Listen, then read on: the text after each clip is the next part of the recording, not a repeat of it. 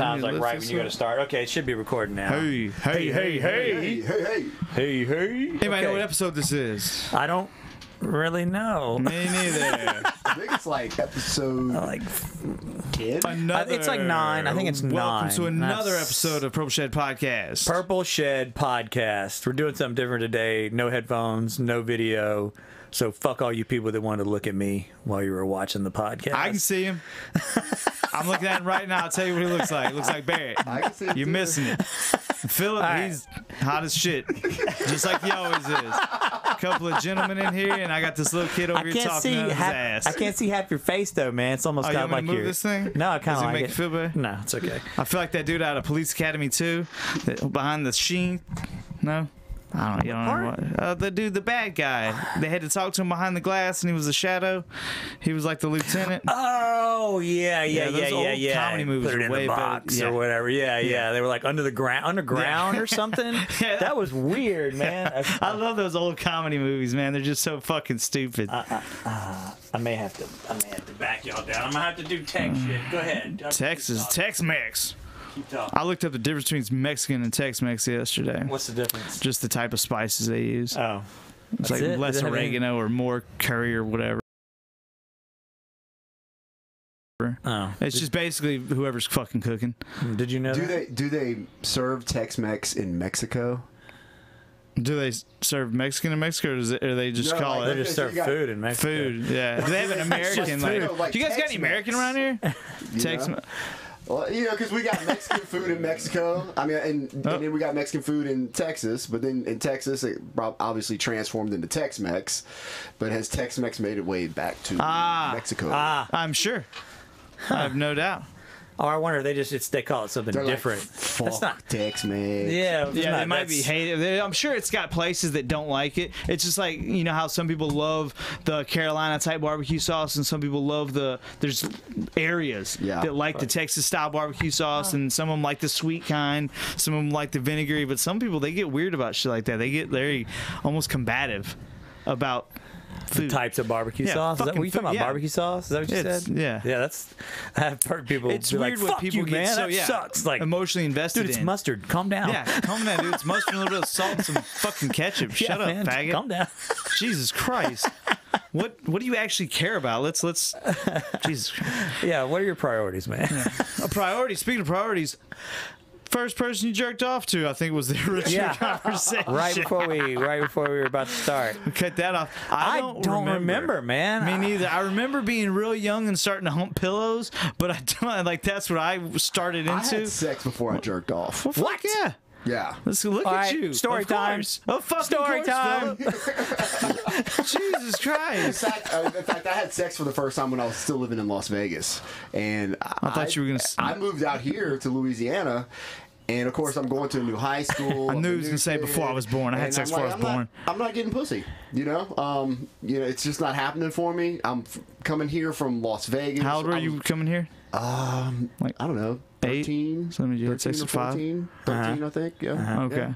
Freshman year. So of high 13, you school. come over from Vegas. You're not scoring shit. No, because I had saggy jeans and I was wearing, football jerseys and my hair was all greased up. You were looking, and I was like a total like West You Coast. just- Guido yeah. kid, you know? And Too I out of the came down league. here and everybody's wearing belt buckles and cowboy boots and cowboy hats, singing "Sweet Home Alabama," and I ain't never even heard that song before. Never, never heard this. And everybody's going ape shit over it.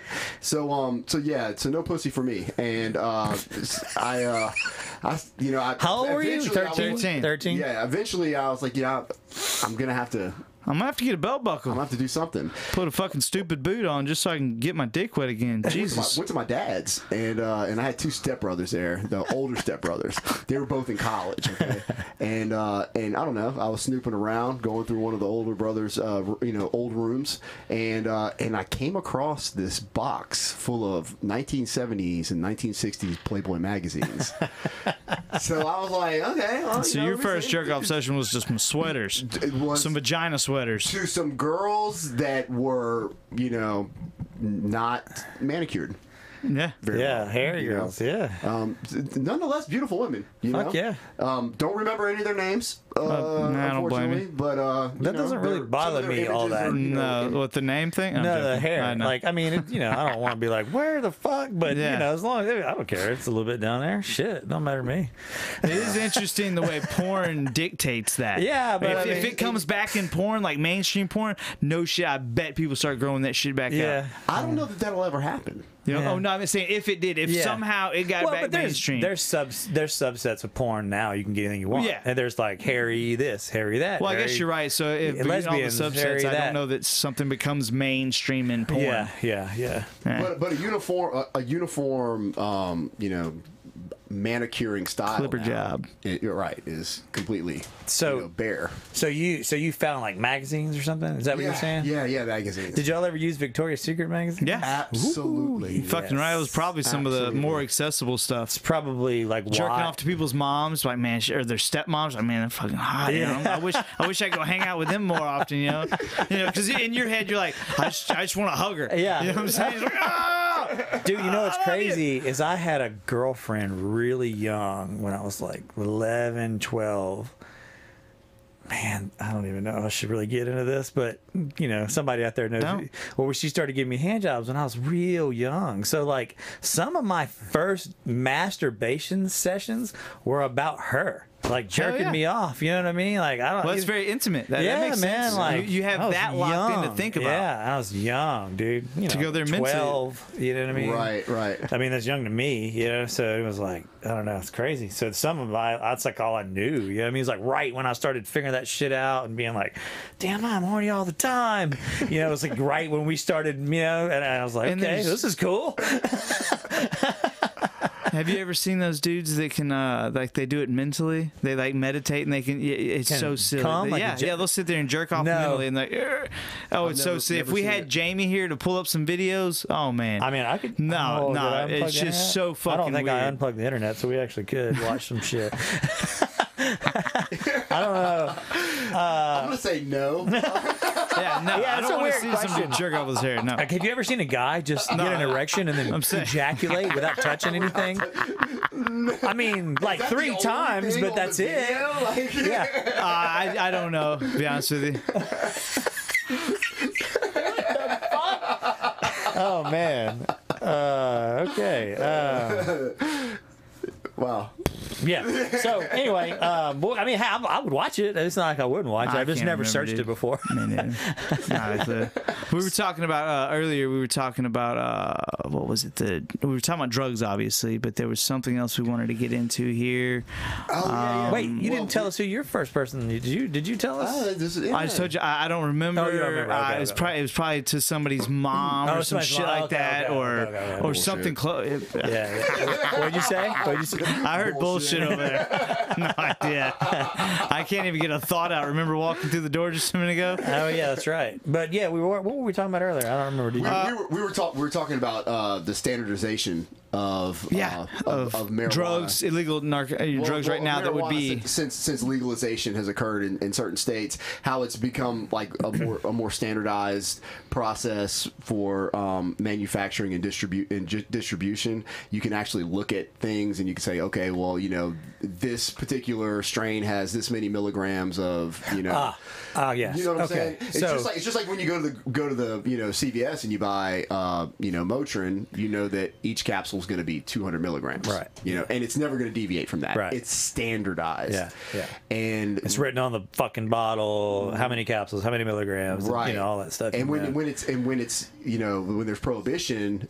of a substance, it drives its existence underground, and then you have people that produce it and manufacture it, and they have to do it through nefarious ways. Yeah. And it creates a whole market for things that are completely adulterated, and it creates a lot of problems. One big problem right now is the utilization of heroin, and what's the fentanyl. fentanyl. Yeah. Fentanyl is the thing that they're putting in in the heroin now. And I just read something about China was we've banned. They're not making it. Or they're banned. I saw something about China and fentanyl this morning in the news. So whatever, we could look at that later. But I know something's going on with it right now. Well, I hope so, because right now what's going on is the heroin is being adulterated with the fentanyl, and the addicts are actually looking for the heroin with the fentanyl in it. Like that's what they want. Right. And that's where the majority of these overdoses are occurring. And it's crazy. These dealers will come out and they'll put fentanyl in their heroin, and a couple of junkies will die, and then everybody wants that heroin. Yeah, but that's sort of their calling card now. What? Yeah. That's where they think like, well, I'll just cut it. I'll just do a tiny little bit. Or what do they think? They think they've got the product. They've got the fire. Because I think they're chasing a dragon. Well, I mean, I think once you're using intravenous heroin, I think you're chasing a dragon. You know the end for sure. Death. Like, man, that is nuts. Yeah, but I mean, think about just the thought of like you're at the point in your life where you're putting a needle in your arm, every day at a minimum. Yeah, and you've lost everything. Yeah, I mean, everything's gone now. And unless you're just some crazy Chinese drug lord with billions of dollars in cash in a box and you're addicted to heroin or something. But everybody else on the earth. Yeah, everybody else that's addicted to intravenous heroin use. And they're screwing over everybody in their life. They're willing to take anything from anybody at any time just so that they can get that needle in their arm every day. Yeah. You've sold your soul down the road at that point, and that the end of that road is what's the crazy? dragon head of your death. I mean, that that's where you're going. So do you think that legalization and what we were saying, sort of getting it all standardization, would decrease that, or how do you think that would affect that? Would there be a positive effect, a net positive with an initial negative, or? I think that the problem is so complex, particularly in this country, because we've had such an incredible push since the 1960s and 70s for prohibition. It's become a part of the American culture. mindset, the culture itself, and it's caused the way that we behave towards people who have addictions to behave in ways that actually push those people further into addiction, further to the fringes of society, and demonizing them, and ultimately, they're not, unless they're very strong individuals, they're not really going to be able to come back from that. And when you compound that with the utilization of such an addictive substance like opium, like heroin, and you're injecting that into your body, you're looking at somebody who, I mean, it's not just about their addiction, it's about the broken society that they live in. That's what I'm thinking. And the detachment of so many people from the mindset, or an open mindset, that maybe the way that we've been treating addicts, maybe the way that we approach drugs in this country, the prohibition itself, maybe all these things are compounding into something that's just, it's very far gone at this point, and we need to take a step back and really reevaluate how we're going about demonizing addicts, putting people in jail, creating a society that's full of people who have problems they have to hide, and not facing the fact that there is something intrinsic, something very, very elemental going on in American society that's broken, and we're not facing it as individuals.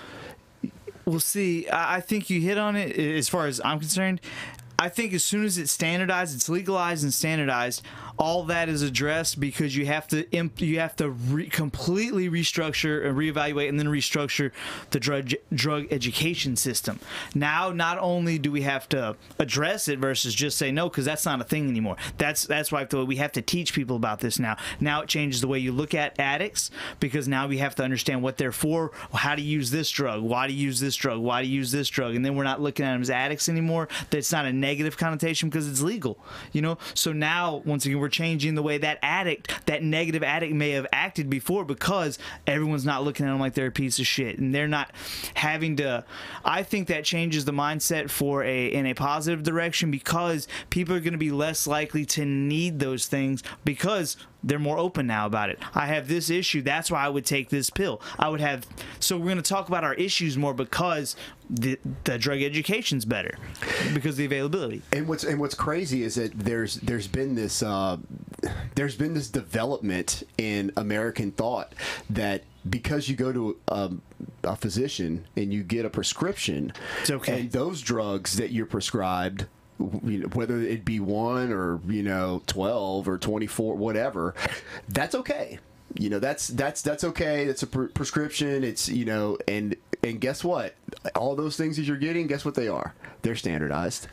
It's not like you're getting a prescription of something that might be 800, might be 200. I don't know. It's all standardized, and you're okay with that. So what about all these other people who they're not going to a physician? They're self-medicating, and they're only self-medicating because these physicians that are dispensing all these other medications, they're not allowed to dispense these particular medications over here, and those are the ones that people are self-medicating with. So why is it that we have this prohibition on these substances if you don't have prohibition on a multitude of other substances that are researched and developed by all these pharmaceutical companies? Well, I think one of the reasons is probably because they don't have patents on these other drugs. Right. Yeah. Dude, patent shit is so crazy when you start reading about that's one that reason, stuff, man. For sure. Now, what do you think starts happening? I'm not trying to change the subject, but just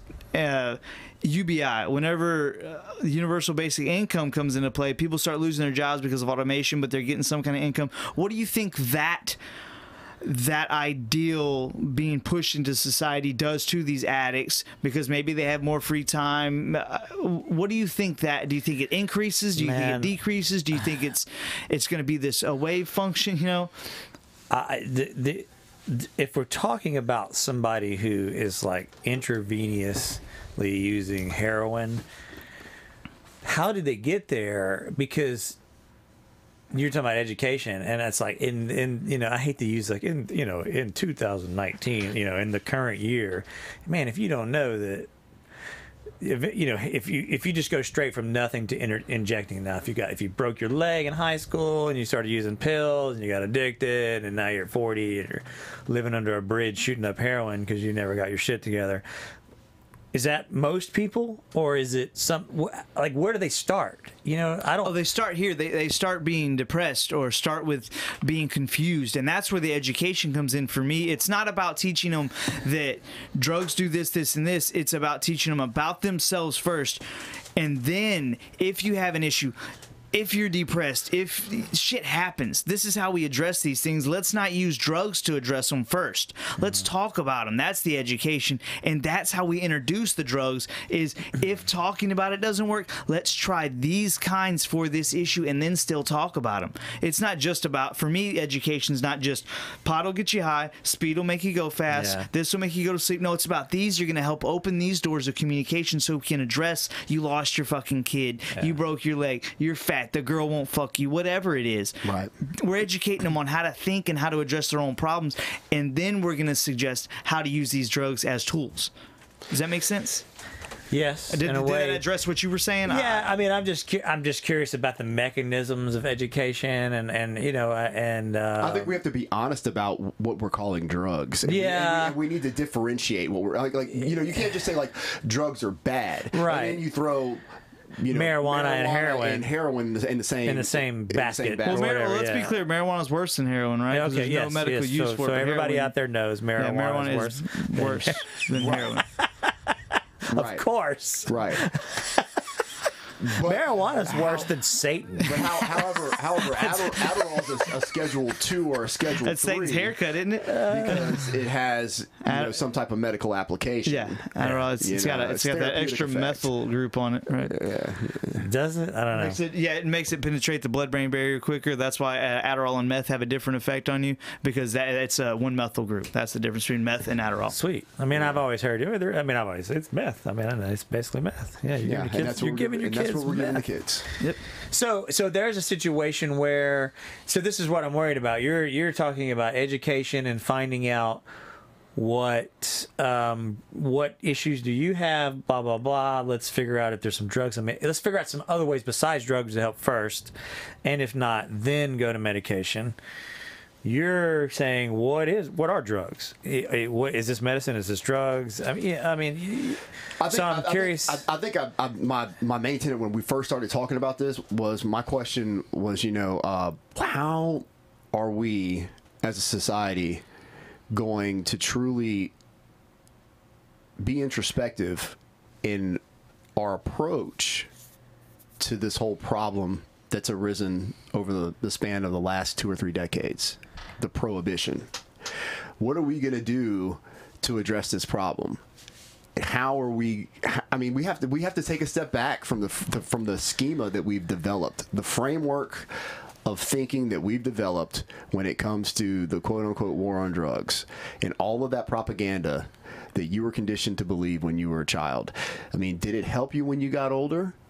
Or did it, we were talking about drugs. So marijuana is bad for you. And then you got older and then you smoked marijuana and you were like, all I did was eat some ho-ho and go to sleep. See, here's another thing. It's like, who's doing the educating? You know what I mean? Yep. Like, okay, I've learned a lot about marijuana in the 80s. Turns out it was pretty much all bullshit. So sure. It's like, but that comes to saying marijuana is a drug. Whatever, these things aren't drugs, or these are medicine, these are that was back when you had to have a lab coat on or something, like nobody, there was authority in anything like that. I'm kind of lost what I'm trying to say here. So the difference between drugs and medicine, that idea has changed, I guess, maybe some, So who's doing the educating? Is it the people that advocate that certain things like marijuana or maybe mushrooms or drugs and they're bad for you? Okay, bad drugs are bad, that kind of person? Or is there somebody doing the education who thinks that, hey, and that has almost an objective view? Given the right circumstances, we're all humans. When you reach a certain, a logical explanation for why do mushrooms make you feel the way that they do? Why does maybe there's supposed to? Why do we have a cannabinoid system in our body? Maybe because we're supposed to smoke some weed once in a while. I don't know.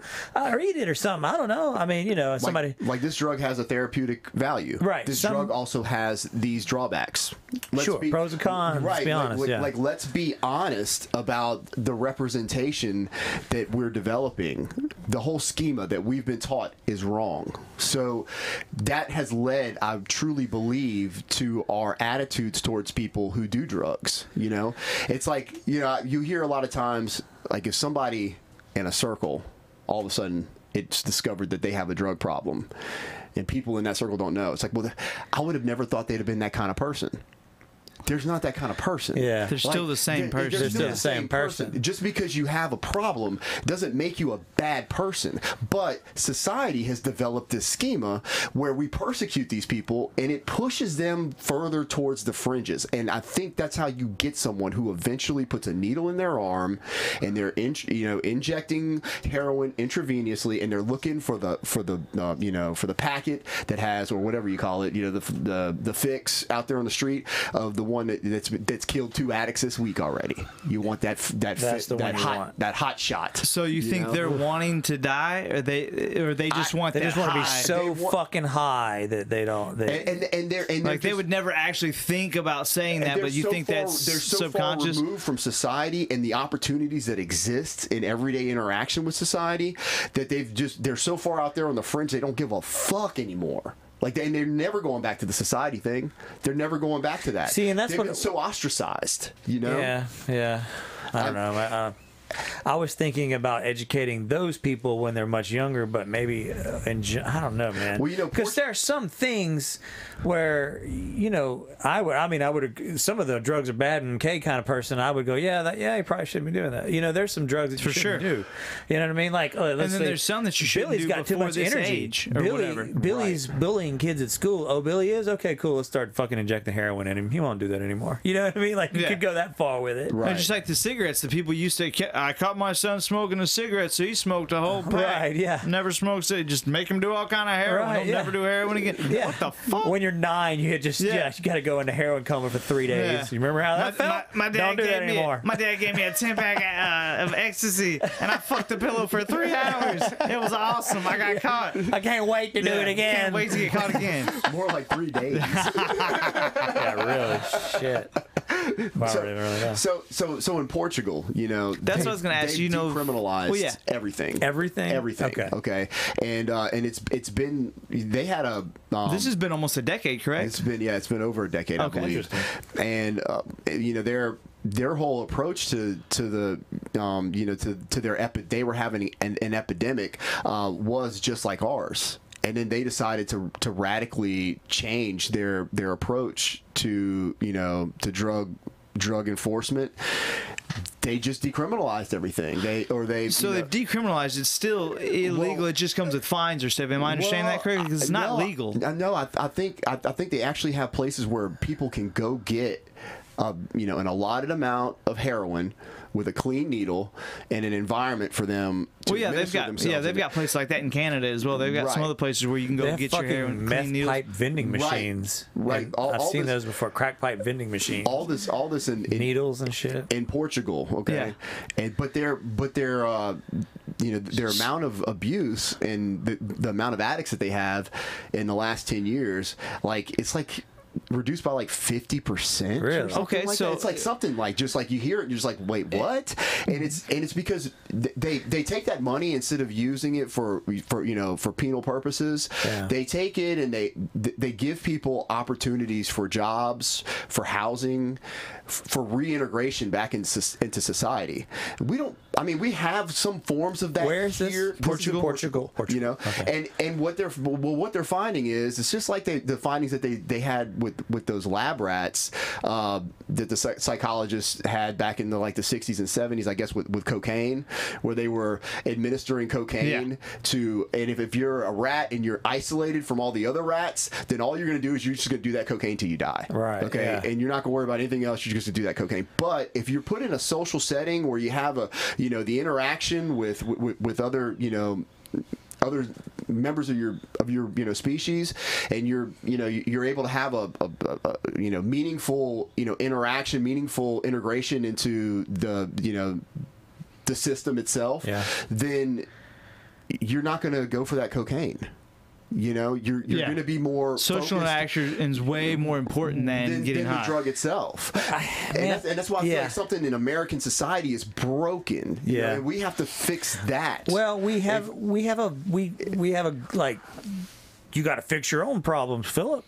Hard nose. We have a hard nose. It's very hard nose, and I agree with a lot of that. But we do. Yeah. It is about self responsibility, but at the same time, it's like once we all are able to all pick up ourselves by the bootstraps, then we have to be able to look around and be like, okay, America's doing pretty damn well in this world right now. Well, that's what I think is considered. That's what I think is weird about our hard-nosed approach about you got to be a man, you got to do it yourself and stuff.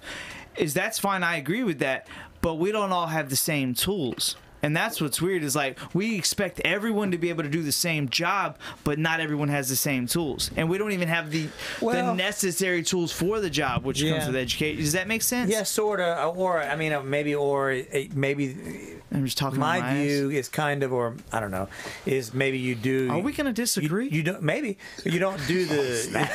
What you say? Wait, why did we have the cameras on? Shit! God damn it. Now, a loud tussle ensued. No, if you, what was I gonna fucking say? Damn it, Ben! Now I'm more pissed at you now. No. You were saying we all have the same tools, so we should do the same job. And I was kind of thinking, we don't all have the same tools, so you have to figure out what job you can do, and so yeah, that makes sense. You know what I mean? Like, of course, we don't all have the same tools. We're not the same IQ. We're not all the same height, same attractiveness, all that stuff. But you have to figure out your place, kinda. You know what I mean? Like, and I get worried about. Not worried, but the conversations like this, when we start talking about like integrating people into society, and I start thinking, okay, who's going to do the integrating, and then they have to be kind of supported by the government, and then they're going to start they kind of deciding what's moral and what's not moral. I mean, it's weird. It's weird to me in a lot of ways, but and honestly, man, I don't know But would they even work in like a society to work? What's that? There have to be rules for a society to work. That's the hard part. And the rules are. But where do they come from? Sorry. Yeah. Morals back. That's a weird thing. But how do they develop though? Also, you know, like the person of the rules, those inherent rules. Well, they develop from policy, right? So you know, collectively we come together and we say, okay, we're gonna make a certain policy. We're gonna do this a certain way, or the government tells us we're gonna do it a certain way. Yeah. And when that's our collective, right? Allegedly. Supposedly. But I like that word better. Supposedly. Does anyone know there's a D in that word? Good. So anyway, I mean, you know, you're making this policy, and you know, over generations of this policy being in place, now you have people that are conditioned to that policy, and it's integrated into the way that they live and their lifestyle, and they're not even necessarily thinking twice about it. It's almost something that's like after a generation, 2 generations, 3 generations, then it becomes an embedded part of the way that they operate, the way that they interact with people. Yeah. It becomes a part of the culture itself, the integration, and it becomes an inherent rule, like something, you know, that you don't even think about. So what I'm saying is, why aren't we taking a second look at our drug policy? You know, that it's something that's an inherent way of the way society. I think we are in a lot of ways. I mean, I'm just glad we're able to talk about it. Yeah. I think we kind of, but there are a lot of people that are, you know, obviously marijuana laws are changing now. They're talking about mushrooms now and stuff. You know, shrooms or psilocybin or whatever. I don't know. I'm not exactly sure how I feel about that. Really? Why? See, there's a line for everybody, and we all have our own experiences. In education or not, there's like, I may think that like this is okay and that's okay and this is okay, and then you go, nah, man, that shouldn't be illegal. That should be illegal. You know what I mean? But go ahead. Well, I'm curious. Well, because I guess I think it's something that like, you know, how should I even say this? I don't know. It shouldn't even be something that we're like, oh, it's legal now. You know, it's mushrooms, y'all. It's mushrooms. Are you talking about that? I see what you're saying. Puts a spotlight on it. Yeah, I mean, no. He's saying like, what the fuck? It's mushrooms. Why were they illegal in the first place? Yeah, I mean, like, so the whole fact that like we're having this conversation and we're framing it that way, that's the problem. It's an inherent way of looking at it. You know what I'm saying? And I'm saying like we need to take a step back and be like, why do we look at this way? Why are mushrooms illegal? Because you didn't like. Let me see if I could formulate this before I forget, because it's not like they're they're not crazy. If it's like, okay, all right, maybe you could have a bad trip or something, but if somebody nibbled on a little mushroom and they were just like, oh, everything's really pretty, like how did it go from that to being illegal? Do you know? Like, what is the... It may have been bunched in with some other drugs, you know, just because it's all the fucking hippies. Yeah, the hippies were like, we're also doing... What are they doing? Mushrooms, weed, make it all legal. Timothy Leary. Yeah, he did some good things but he sort of... Yeah, okay, so maybe that's it. I don't know the history of why mushrooms are illegal, but it's so weird to just be like, oh, yeah. Yeah, because it's psychedelic, because it's a hallucinogen, you know? That's why. Yeah, but is it? That's what they class. What does it let you see? You know, I mean, what yourself? Is it? Yeah, I mean, is it a hallucinogen, or do you see something? It reveals who you are in probably the deepest manner in which you'll ever have a revelation of yourself that way. I feel like it may possibly open up avenues to yourself that you weren't necessarily aware of and would never be able to slow down enough to become aware of until you actually slow down enough to become aware of it. Yeah. And here you are. And there's like, okay, well, here I am. Like there's no backing away from this. Right. You know, and you're in a place where you're accepting that completely and fully. Yeah. Well, I think microdosing is very interesting. Talking about, I really like the idea of microdosing. If it ever becomes legal in Louisiana, I'm going to play around with that a little bit. Yeah, because I everything I've read about it'd be a good idea for me to try that. Everything I've heard anybody say, they're like, dude, it's not a hallucinogen. It's like, it like makes you see the future. Yeah, you know what I mean. It enhances reality. Like you get faster. You think a little better and clearer. You know, of course. I mean, I guess you could eat so much that you'd be like, holy shit. But yeah. I mean, you can eat so much pizza, or I could drown myself in beer, whatever. You know what I mean? So who cares? I'm like, holy that's shit what for a pisses couple me hours. off, man. You can drive down the road drunk as fuck because now they sell it at Super One. Now they sell it here, and then but there's so many things that would be helpful, and we're just beating a dead horse at that point. That's just aggravating. So. And it is starting to change. It's interesting that it's changing. Yes, that's very interesting. It will be interesting in 20 years, too, to look back at the effects, air quotes, of marijuana legalization in Colorado. And there's so many animals in the animal kingdom that find ways to become inebriated. Like some monkeys, I forget what kind they are, they figured out that the cyanic acid that's released whenever they chew on these millipedes in the trees fucks them up. They just they don't kill them, they just chew them a little bit, and it stresses them out, and it releases cyanic acid, fucks them up, they throw the centipede, and they get fucked up for a little bit. A lot of animals, rather, not all, I'm sorry. A lot of animals figure out ways to become inebriated. Well, the fact that it affects us at all. Before any science was ever done, and they built a chemical to, do something to us, to put us under for anesthesia or something like that. Before any medication was ever done, mushrooms, marijuana, opiates, all these things existed. So they affect us for some reason. Lend itself to why are they even illegal? They're here for a reason, I guess. How else do we? I mean, there's lots of shit I could eat and it doesn't really do anything to me. Like, you can eat wood all day long. Chew some wood all day long. You're not going to absorb it. You don't get shit out of it. Yeah, it's but like pot does. Oh crap! Damn it! Oh crap! But you eat a mushroom and it does. I don't know. So we're integrated. But don't eat that one. But don't eat that one right there. Yeah. Don't eat that one. Don't eat that one. But you can eat that one. Don't eat that one. But you can eat that one. But don't eat that one. I mean, it's like it's so crazy. I can eat a portobello mushroom. Yeah. But not those over there. Yeah, you can smoke this. You can smoke this tobacco. Right. And we're gonna put 400 chemicals on, but you can't smoke this type of plant that's like tobacco. Right. It's just you just can't. I mean, because we can't put chemicals on that yet. And by the way, it doesn't have any kind of known therapeutic value. So it doesn't. Classed way up here. Yeah.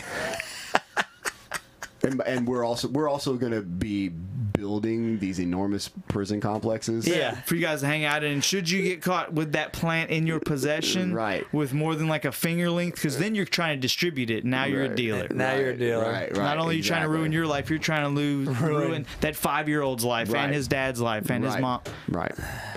Over a tree. Over a tree. That's what we're arguing. Okay, a tree. No, a shrub. My bad. Yeah. So Jesus. I know. Now, how do you think? Should we just tomorrow? Bam! All drugs are legal. Fuck you, Ben.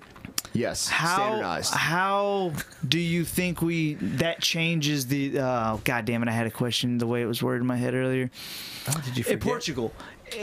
They decriminalized. It's not legal. It's decriminalized. Do you think, or do you know how they changed their education system relative to that, to drugs, so that we can change on a widespread and quick, fast track basis of how we view them? So now a heroin addict's not a terrible person anymore. It's all illegal. I mean, legal. So how do we? Did they address it a certain way? Do you know? And is there a way we can fast track that to where?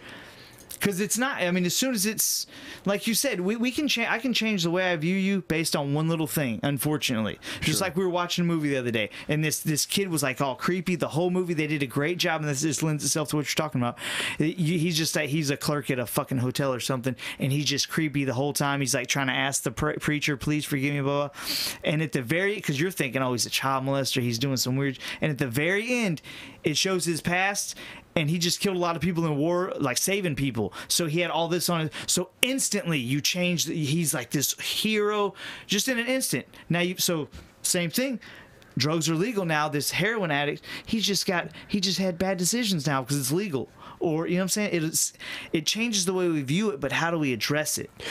I think what you're gonna have is you're gonna have a much lower incidence of people going into the addiction than you did prior to that policy of prohibition. I agree. So I'm not sure how the education looks. I'll be honest with you. Or is it even necessary to change it? But I think when you destigmatize it, you create a situation where people aren't first of all lied to when they're younger, and they're like, oh well, marijuana is so bad for you. Okay, so then you do marijuana, you're like, well, it's not so bad for me. So then like somebody's like, oh, well, do you want some coke?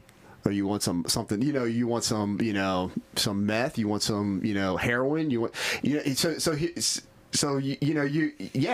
is a gateway drug, and guess what? Like the way that you just framed it made it that way. Yeah. You actually manifested that just from the very way that you defined it.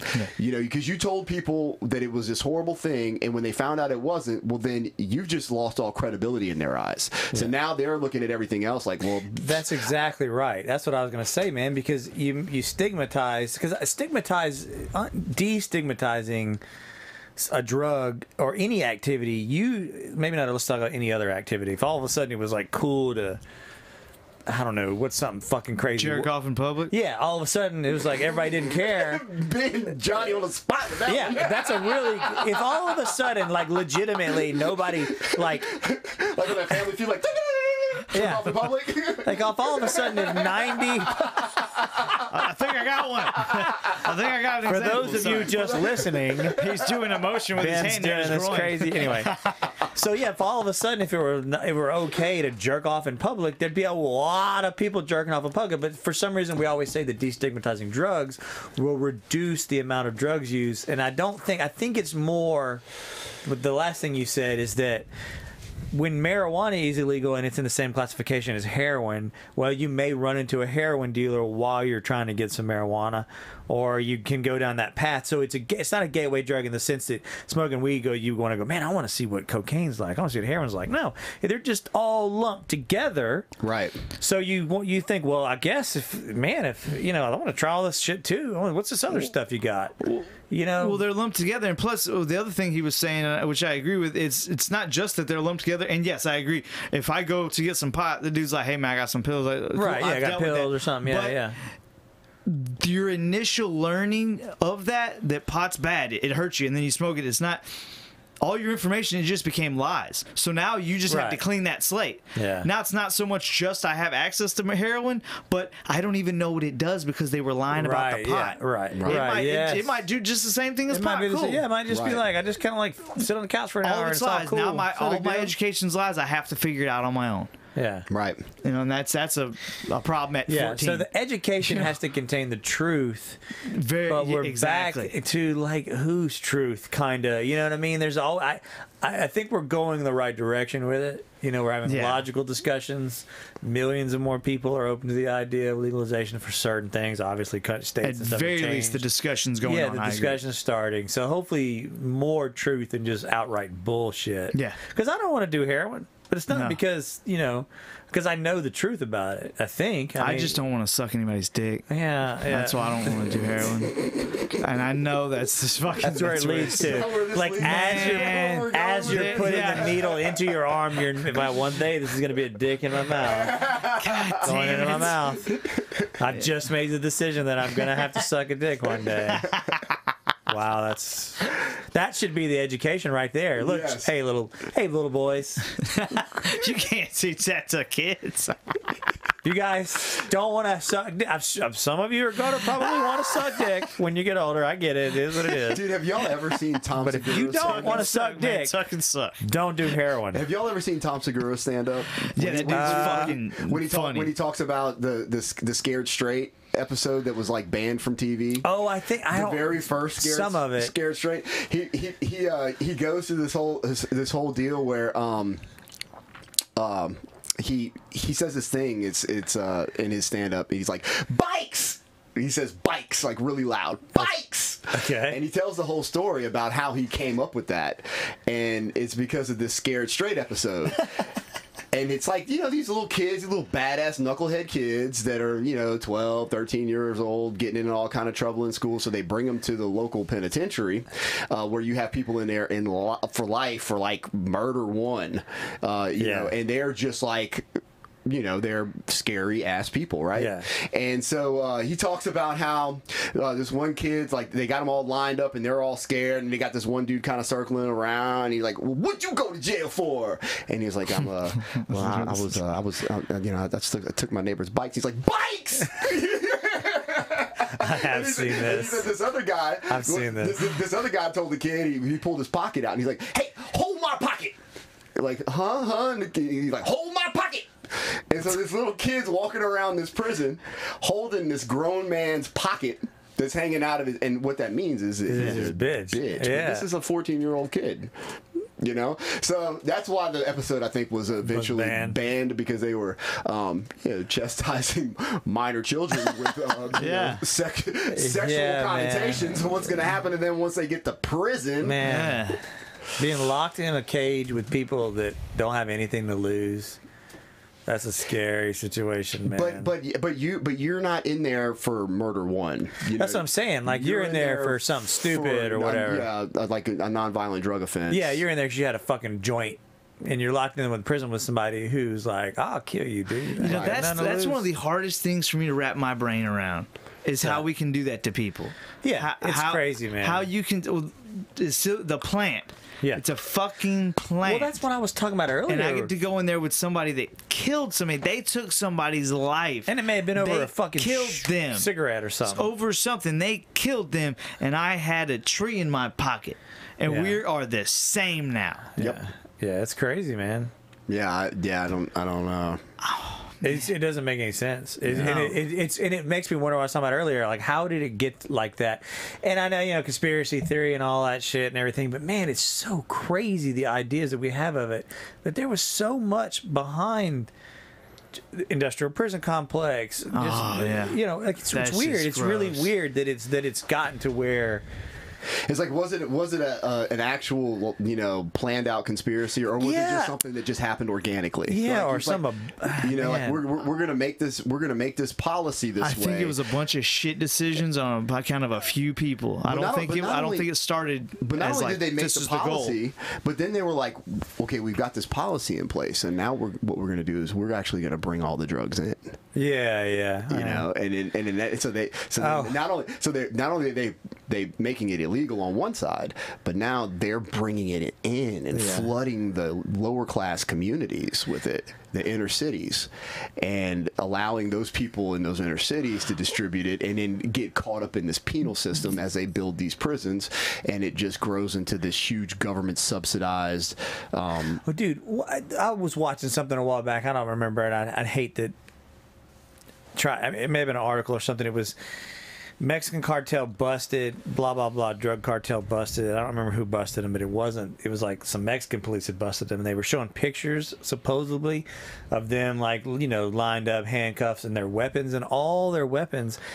And I'd love to try to find this. I haven't looked at it for a long time, but all their weapons were like American-made and German-made stuff, like M203. They had like M203 grenade launchers, American-made grenade launchers, like landmines, AR-15s, all this stuff. Wait, that was actually a night vision shit and all that stuff. That was an operation, though, wasn't it? That was where we were actually funding the Mexican cartels, like with guns. We were running guns to the Mexican cartels. That happened recently. Yeah, that was a few five.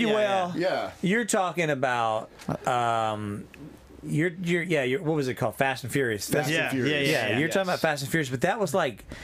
Are you talking about something before gun that? show type stuff? This was like night vision goggles, grenades, stuff you can't get at like a pawn shop or a gun show. There was like guns. I think Fast and Furious, and I could be butchering. It was more like.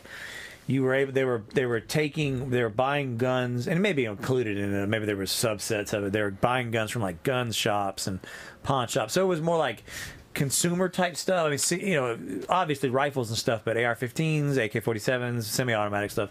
Am I wrong about? Maybe I have a different understanding. Okay. I didn't look into. I thought it was like military US, grade. Yeah, US Yeah, because this was military grade. during Like the the Obama FBI was administration. going This over was there selling the cartel military grade shit, and they were coming back over here. And this was using 5 or it 6 years ago, so Yes. it was during the Obama administration. So okay, Yeah. crazy shit, dude. Yeah. Well, I mean, we also are in the business of buying the latest technology. So of course we have to get rid of the old shit some kind of way. Gotta do something with it. Yeah, I mean, Can't just recycle. Right. Gotta give to the poor. Yeah, you can't have warehouses full of like grenade launchers, and automatic weapons. When DARPA or whoever is building some new shit, So Yeah, I mean, I'm sure they don't even like need that anymore, really. yeah, like fucking laser guns and stuff. Rail guns. Railguns are kind of neat. I love the technology of weapons and stuff. I mean, I really do. From trebuchets to railguns, man. I love all that shit. Atomic size drones that just go up in your nostrils and fucking infect you, inject you with like it's a gonna be fucking cyanide or something. Yeah. And you just fucking die. Well, it's not even that. They're just going to go into your DNA and change, turn off this one or turn on this one, and then you get cancer or whatever. Or they just go in your fucking they brain. fuck with your thyroid. Or they're already doing it. Yes. Yeah. Or they go into your brain and turn off you, and you're just like, you just walk yourself to wherever they are. And what is you? Like, you turn off Phillip. You're not Phillip anymore. You're just a meat bag, and they can.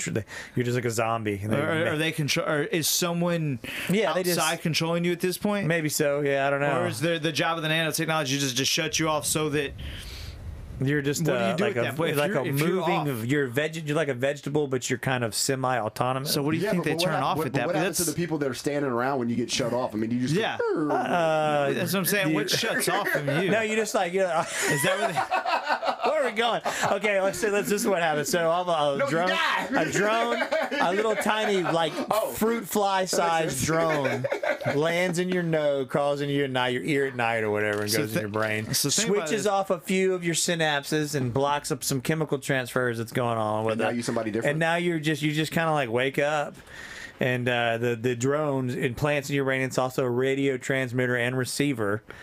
And so now they're sending some information. So they're sending electrical signals to a particular point of your brain, and they've turned off some of your switches, turned on some other ones. None of these signals say go to work at 4 a.m. No, they say show direct.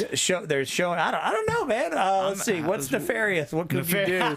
Well, first off, what you just explained was I'm sitting at lunch eating, and then Bill is over there, and I'm watching this fly lands on his face. I'm like, hey, dude, hey, and he looks at me, and as he looks at me, the fly walks in his nose. The fuck? And then it doesn't come out. And then for a second, he just yeah. And then he puts his plate up, gets up, and just walks off. That's kind of what I saw in my brain. Yeah. Yeah, and that's kind of what I saw. You start seeing that more and more and more. Yeah, just all of a sudden. And then when you tell people they're all going to the same place, theories, you're Eddie Bravo. Yeah. Dude, flies aren't going up people's noses and making them walk away. Bill hasn't been the same since the fly went up his fucking nose, man. And I'm telling you, he doesn't even eat lunch anymore. That motherfucker used to eat 2 hamburgers every single day. I haven't seen him in the lunchroom fucking 2 weeks now. This is bullshit. Something's going on. Look at her. She used to be fat as fuck. She lost all that weight. Yeah. Fucking flies wandering around. What's going on? Something's going on. What's fucking going on? Spraying glyphosate or what? Glyphosate's a pesticide, but just spraying off all over his body. Just don't want flies anywhere near him because he's conspiracy theory. Now he's causing cancer, and his fucking ears are starting to fall off just because he's huffing. So who's doing this? But those flies they're not repelled by off. The fruit flies. Yeah, I don't think. I don't know. Are they not? They're manufactured by the U.S. government. Oh yeah. Well, or these nano flies. They're genetically modified. Maybe I was thinking they were actually like mechanical drones, but maybe they're actually genetically modified. Or that. Yeah, I guess they could kind of. They could actually equip they're them with biomechanical. They've put a little tiny receiver chip inside the head. And they've a little, fucking what is it? Quantum computer. That's the size of a grain of, a millionth of a grain of sand, but it's like a Pentium 9 or whatever, and they can control the fly's brain. They just inject a bunch of them into their ass, and all it has to do is they shut off something to control it to get it in your body, just like a parasite. And when it gets in the body, it'll die, and then it releases it in the bloodstream and goes where it needs to go.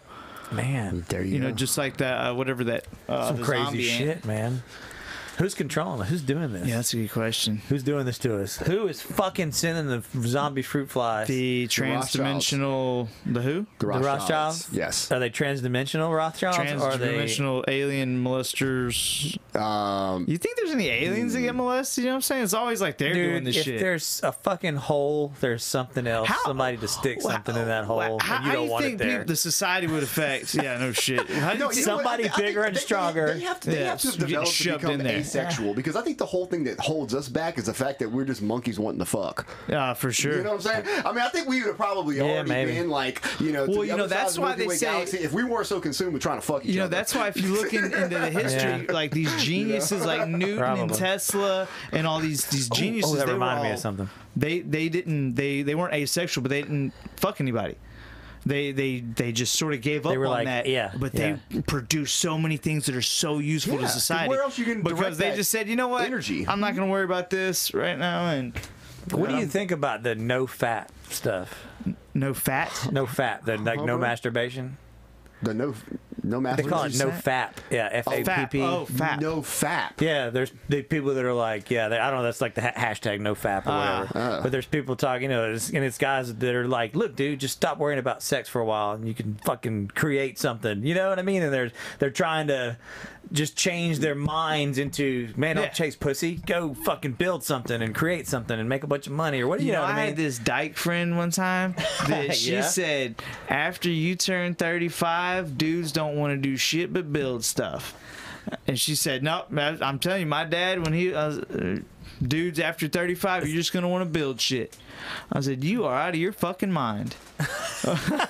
Are you fucking? Have you ever seen TV at all? I think it's testosterone drops. It starts dropping in your 30s and 35. Yeah, 40, 35 to 40, it starts to drop dramatically, or pretty significantly dramatically. I think is a harsh word, but yeah, for some people, who is controlling these zombie fruit flies? Yeah, Phillip. No. That wouldn't be a bad thing, I don't think. No, the guy. If you can get the guy that developed if it doesn't go to your head, it was The guy. Do you care? Huh? You care? No, I don't. So the guy that developed these fruit flies, this was he was actually isolated in a southern region of Florida, somewhere away from everyone else, and he was developing this technology. Fiction, nonfiction.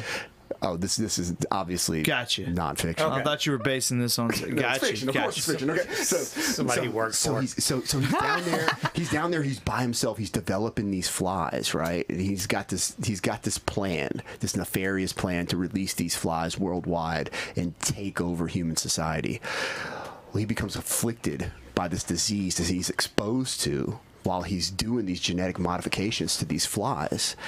And he becomes drastically ill, but he's also having psychedelic experiences from this exposure. It's done something to his brain where he's constantly on a DMT trip.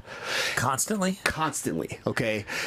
To the very I've never done DMT, but that sounds dies, crazy. He is going through this DMT just universal, multi-universe, melting into multi-universe Is he still functioning? He's still functioning. How? He's still functioning, okay?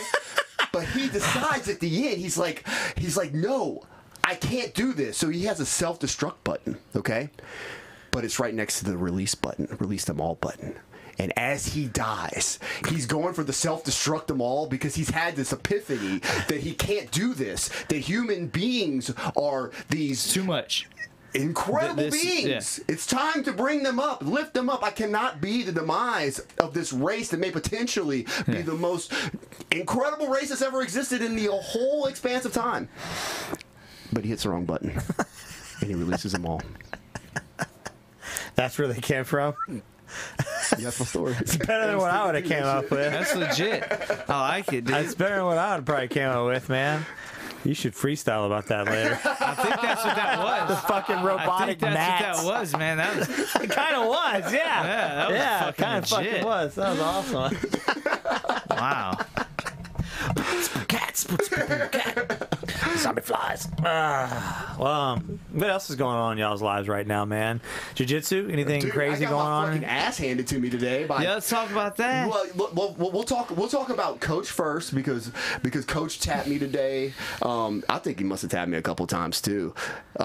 He tapped me really good, man. Good chokes. Coach is a freaking killer. What kind of chokes? All gi chokes? Yeah, it was gi chokes. When's the last time you got rear naked choked?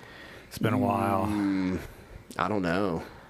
Well, I'm in Colorado just a few days ago, but yeah, I mean, we were doing drill shit. We were drilling back escapes, like just you get my back, take, and I try to get out, and then I take your back, and you try to get out, and then he just got me a couple of times. Okay, well, yeah, I got a couple times today. I got 4 times today. Okay, by this gentleman sitting across from you right here. This fucking how many times did I get you? You make 4. Me say it again. 4. I didn't get you 4 times. You got me 4, motherfucker. I thought it was 3. All the fingers on a hand. I swear to God, I thought it was just 3. I swear. 4 times. You got me 4 times. I don't think so. 3. Good job. But anyway, whatever, man. Whooped my fucking ass. It's always it's the other way around. It's usually the other way around. So you got to pay back sometime, right? Today, I was everybody's fucking nail. I was a nail. I was definitely Barrett's nail. I'm not gonna lie. I was like, "Am I Spider-Man? What's going on? Did I get bit by one of these drone bugs? What's going on?" But I mean, it was just a fluke. Fucking nose. I just felt it today. It was just one of those days. He was tapping me. He was tapping Coach. He was like, were any of your taps, Phillip? Were any of them like? Not, I know it's at this point you might not, but were any of them like particularly like sort of embarrassing? Like, holy fuck, they caught me with that. How'd that even fucking happen? If I'm even. Well, I remember the first tap was like 30 seconds into the roll. He got me in a knee bar, and I was like, I was kind of surprised.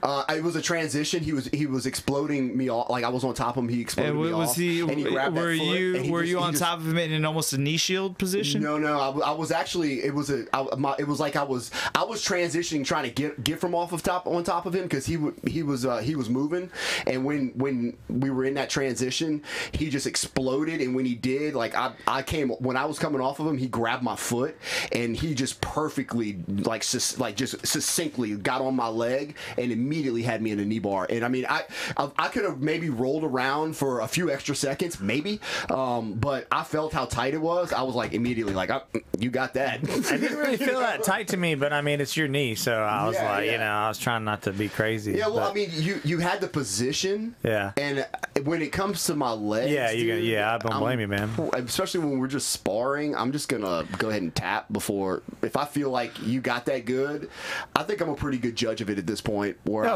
for sure, yeah. You know when you're fucked, or when you're ready to be fucked. Let's start over. Yeah. I'm fucked. Let's start over. Yeah. Yeah. Or or hey, don't pull that. Let me escape from it. You know what I mean? Like, you got it, but let me try to wiggle out or something. Yeah. You talked about me exploding, and that's what the other day when me and you were doing those drills, and we got paired up for a little while, and then I think somebody else came and we separated. But you were saying something like, "Man, you're exploding out of them so hard." And normally, like, Phillip was on mount, and then we fight for a minute, and then we switch where I'm on mount, and we fight, and then we take back and side control. And you're working these positions, just trying to escape and trying to hold, like going hard, but just starting from positions. Barrett was escaping, man. I mean, like and you said something about like, man, because I can't just like technique sometimes with you, like frame, push, it just doesn't work because you're hip to it. So I was just like, I'm just gonna try to fucking throw Phillip off of me, and I know that's not good jiu-jitsu etiquette all the time, but he's roughly my size and fucking stronger than me and all that stuff. So I was just trying something. You know what I mean? I think in a lot of ways, roughly my size. I'm probably about 30 pounds. Maybe so. What am I right now? What are you right now? I'm just probably a touch under 180, like probably like 178. Really? Are you really? I thought you were like a little closer to 200. Yeah, I'm like 209 right now. 210. Anyway, close enough. I don't know. I was just curious. So I was just is not supposed to matter. Yeah. Well, I think it does. All right. So so I was working on exploding and trying to go, and when they're coming up, working for a leg, like switching and working for a leg, and it's been working for me lately. It was a good move, man. I'm gonna have to think of a defense. Like I'm gonna have to get my leg out of there next time. Yeah. I'm already here with it. Yeah. Well, I'm just trying to work something different. Instead of framing and all that shit and fighting for a while with somebody like you, who I can't. My technique became just hold. Just like I said, if I try to shrimp, Phillip's right there on me. I can't. If I try to frame, he's right there on me. If I try to shrimp and frame, he's right there on me. If you know what I mean. And then all of a sudden now I got knee on belly. It's like fuck. So I just like fuck it. I'm just gonna lay here for 5 or 10 seconds and then go boom. And when he's in the air, I'm gonna try to grab his foot, motherfucker, and it works. Well, you know what though, dude? You did it earlier this week too. Did I? I don't remember that. Yeah. Well, we rolled earlier this week. You did it too, but I don't know. It didn't work out. I don't think it worked out. Maybe not. Yeah, but you had my foot. I do remember we kind of ended up like 50-50 or something. Yeah. I kind of remember that. Maybe something. Yeah. I don't know. Yeah. What you been working on lately? Have you been working on anything in particular? Not really, to be honest with you. Unfortunately. I on my weeks off of jiu-jitsu, I just do so much other stuff, just whether it's work related or whatever, and I try to catch back up on jiu-jitsu weeks and almost feel like I neglect it, so I'm trying to get back, and then I'm fixing to start school, so I really think my jiu-jitsu's fixing to suffer horribly. I hope not, but I think everyone's fixing to catch up with Ben, if that makes sense. Well, dude, I don't know about that. Like on those weeks when you have your kids, if you ever want to come to the house, and especially with the pool open and stuff now, I mean, I've got 2 kids, you got 2 kids, we'll put them all together, let them do kid stuff, and we'll roll. For sure. We could even put those mats out down in the, like by the pool. Yeah. We can put them outside, like really. Yeah, it's fucking suntan and roll at the same time. Right. You got oil each other up, man. Shit, that's awesome. That Turkish oil wrestling. But no, to answer your question, I haven't worked on a lot lately. Well, yes and no. What I was initially working on was standing stuff. Getting people, I wanted to teach it, but I was trying to work standing passes. Yeah. And work just to get people to stand up. If I had to teach. That helped me today, man. We've been doing that shit. We've been drilling it. Help me. Yeah, I like it because there's multiple reasons I like it as far as teaching goes, because it reminds people that we can fucking stand up. Yeah. Because we think we have to stand on our knees. But it also opens the door to people being able to practice the spider guards, practice the De La Rivas, practice these leg lock entries, the single legs. But I've been trying to get a better handle on leg locks. Not the locks, but the controlling aspects of them, just like we control the shoulders for the arm bar. And that's what we were talking about the other night, is the knee line. And I'm trying to get a real better understanding of that, so if I have to start teaching it for whatever reason, I won't just be bumblefucking my way through, I know more than you, but I can't really translate it, you know what I'm saying? That thing. So I've just, like I said, just get a better understanding of that. I really like the way that you're it's like you have this natural ability to communicate the nuances of the moves. It's not just like, okay, you're here, and then you submit. You're like, okay, you're here because you're trying to control this part of their body, or you're trying to position yourself here underneath them, or and you talk about the actual, like, the what's the word I'm looking for, like the biophysical properties of it, like when you're looking at, like, maybe just like the not just the biology of it, like the anatomy of it, the physiology of it, the actual physics behind it, like the physics of the of the that's of the what body. I try to incorporate, anatomy and physics in my teaching style. But you say that I think I do a good job, but I feel like I don't. No, I feel you do. I feel like I when you struggle just to get anything out. Like when you explain frames, you're like, look, you got to frame like this. And it's totally counterintuitive. Like when you're framing, from laying down, you're coming up, and you're putting your back, out there. Yeah, it feels weird, but it's the right way to do it. It's the right way to do it, and you know exactly what points to frame on, and that's why you're so effective. Because when I roll with you, I have a hard time getting close to you, and the only time I get close to you is whenever you want to get close to me, and you control. That's how you control the dance. You control the game. You know all those points, and you're very efficient. Well, I appreciate that, but I'm not going to take credit for any of that. I would attribute most of that that to Island Top Team Rob Bernanke. I study his stuff as much as I can. I like the way he explains things, and that's where I get probably a lot of my verbiage and stuff like that. Well, but still, man, I mean, and that works for my brain. You translate that to us. Awesome. You give that knowledge to us. And it helps that's out. great to I hear was that. rolling with somebody just a few days ago, man, and somebody who I always have a hard time keeping them from passing my guard. I don't remember who it was. It was like Alex or something. Alec, he just like runs at you. You know what I mean? And I was I was framing on him and turning the way that you always show us, and you think by now I'd be a little better at that, but I mean it's just not something I've had to concern myself with a lot because I'm a little bigger, you know what I mean, and I like playing guard stuff, but it really worked. And at the end, I think it was Alec, he was like, man, I couldn't get around you. And I was like, yeah, I figured if I can't ever get around Ben, and he's always preaching that framing shit, so let me try it. And then, I mean, so I've been trying to incorporate it, you know what I mean? Awesome. It seems so simple. Your jiu-jitsu, you frame, and I mean, I do, but it's not like a focal point, you know what I mean? I'll even try to pull somebody so that I get because I'm a little heavier, I get the momentum, I can sweep them or whatever. It's a different game, you know what I mean? But if somebody's trying to pass me legitimately and I don't have good control, a simple just shoulder frame, 45 on the other side, man, you can stop a lot with that, Well, that saying right there, everyone does that. Everyone says that it's simple, just frame. It's just, or it's just this, whatever. But that hit me a while back, and I'm still trying to wrap my brain around it, is breaking down the nuances of these simple tasks, these simple sayings. Just do this. What is justice? Oh, just means that my hand needs to be here to stop this progression here, to stop him from forming this, to stop. That's what just do that means. It's a little where it's not translated. Right. Whenever you tell someone you just do that, right? Yeah, I need it I need like all 15 steps, and you're just. I know what I'm saying. I need that, and that's what I've been trying to sort of. And I'm not great at it yet, but I'm getting better at breaking things down without having to be told. No, that makes sense. Fine, dude. So it's almost like Jordan Peterson's like psychological analysis of the Bible. He's got like 12 lectures. I haven't gotten deep into those yet, but I'm really enjoying those. And he'll have a 3-hour lecture based off of like 4 lines of. I know, right? Yeah, I would imagine. I remember the first one. He was like, "We didn't get through the first page." But that's kind of like the depth and the value of the knowledge that you give us whenever you're explaining stuff to us. You give us the essence of it. Like you give us all of the little things in between.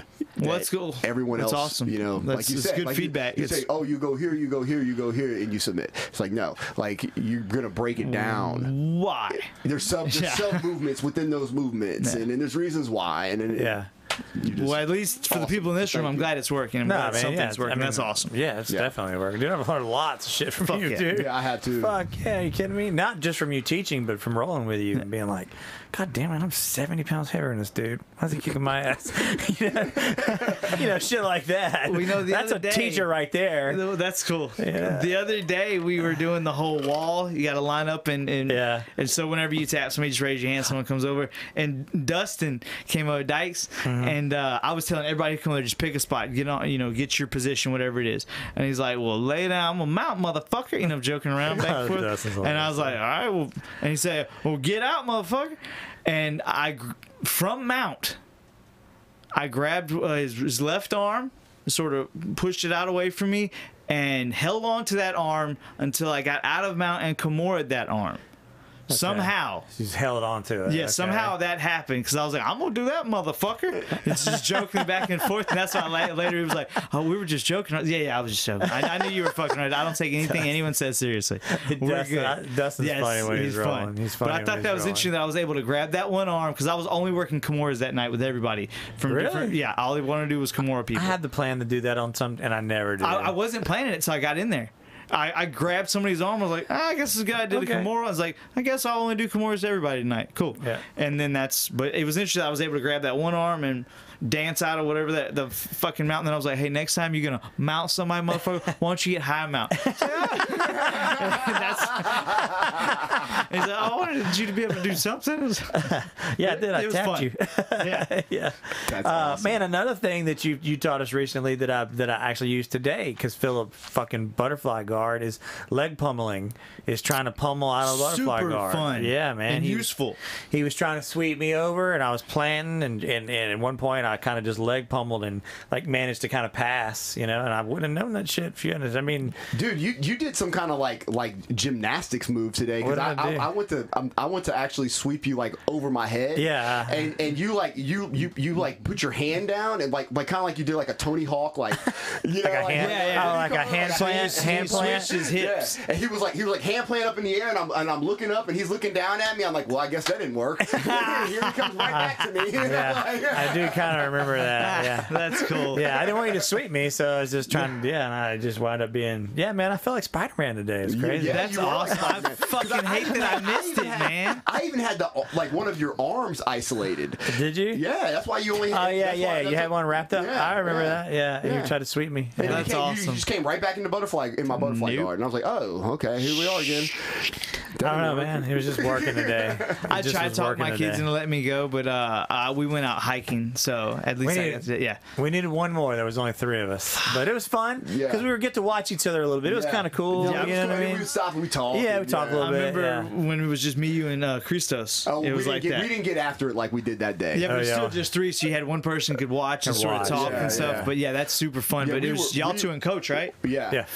But we got couple of killers that have been so fun. Oh. There really that's wasn't the day any my knee breaks. got fucked up. Oh, really? But yeah, I just went after it. Trying to. It was just like I would like my order was toast, bin. Break. Toast, bin, break. Toast, bin, break. Toast, bin, break. Toast. Yeah. Okay. Am I painting a picture here for you? Yeah. Just for like an hour or something. Pretty fucking dude. Yeah, it was brutal. Yeah. I think we ended up like. I think it was 9 or 10. I think it was 10 rounds. It may have been 9 each. I'm sorry. Yeah, I think it was 9 each total rolls. Yeah. Damn. Yeah, it was pretty fucking rough. Fucking legit. That's awesome, dude. Yeah, I like going and doing the 5 and 5s of Christos, the 5 gi, 5 no gi. I like that too. It's fun. Yeah. The other day, we the last one we had at his place. Is anybody doing one tomorrow? By the way, Toasted, I thought 3 o'clock. 3. 3 o'clock. Red River. Okay. Red River. Red River 3 o'clock. Yeah, I thought they said. Well, Or he's just going to do his 10, 5 and 5. Like I have no doubt if it's at his place, he's probably going to do the 5 and 5s.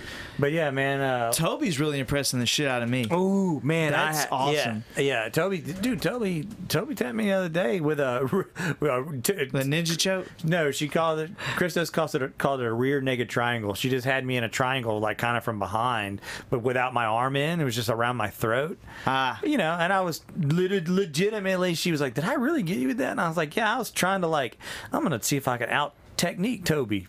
I'm not gonna explode or monkey paw or nothing, you know what I mean? And she just out techniqued me and caught me.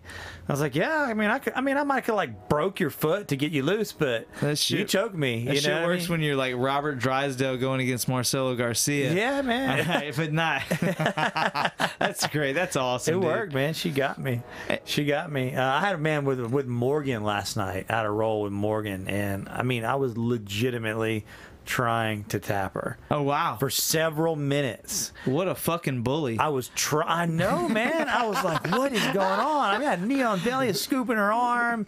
I could not get. It took me 5 or 6 minutes to get her. I was legitimately trying, man. Hell yeah, that's awesome. Damn, dude. How old is she? That's super impressive. I don't know. She's 14. Yeah, that's impressive. She's like Alex's age. Yeah, I was like, golly, dude. If somebody ever tries to hold her down, some fucking little kid or something. Somebody fucks up. Nobody's holding her down. Well, if they tried, she probably got high mountain, Oh, dude, I had knee on belly a couple of times. She got out. I was like, damn, girl.